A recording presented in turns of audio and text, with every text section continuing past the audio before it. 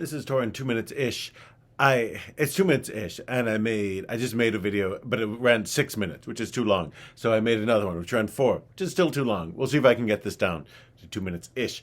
It's because I was talking about the Amnesty International report that dropped this week. They gave a big press conference in Jerusalem that accused Israel of being an apartheid state. 280 pages. I downloaded it. I can't read all 280 pages, but I read it, skimmed it.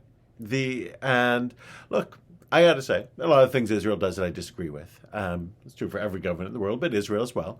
And there are areas where I strongly disagree with the Israeli government. There are some discriminatory laws that became apparent around the Sheikh Jarrah incident, and specifically I disagree with Israeli policies on settlement in the West Bank, outposts especially, in the non-consensus areas especially.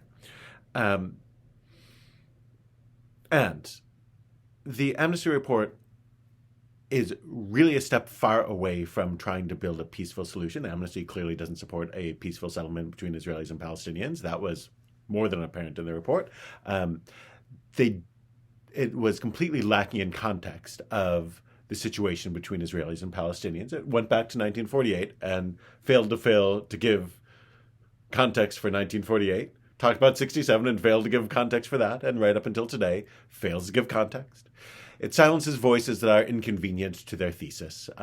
Those Palestinian voices, really, that weren't consistent with what Amnesty wanted them to say, were left out. So powerful and prominent Palestinian players like Hamas weren't given voice, or what their desires are and what they're advocating for.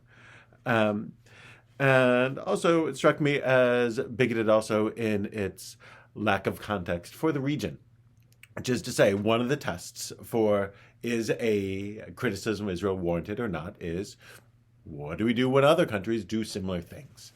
And that was absent, and very tellingly so.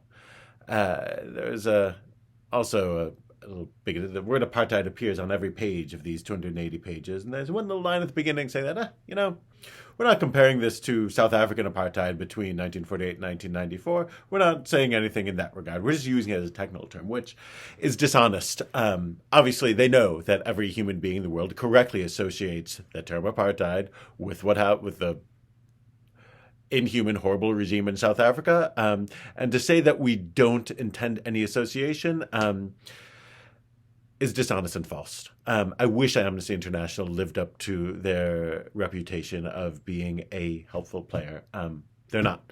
We should advocate for full human rights for all people, and for Israelis and Palestinians live in separate states, side by side, independently and with dignity. Amnesty clearly didn't call for that. They called on Palestinians only to report Israeli crimes. But there has to be some balance. Peace and a more peaceful world only comes when we understand ourselves and those who are different from us, when we hear them and we're willing to build a better future together, regardless of the difficulties of the past. In seeking a better future this way, strongly disagree with the false and lack of contextual report that Amnesty issued. We should do better than that. Shabbat shalom.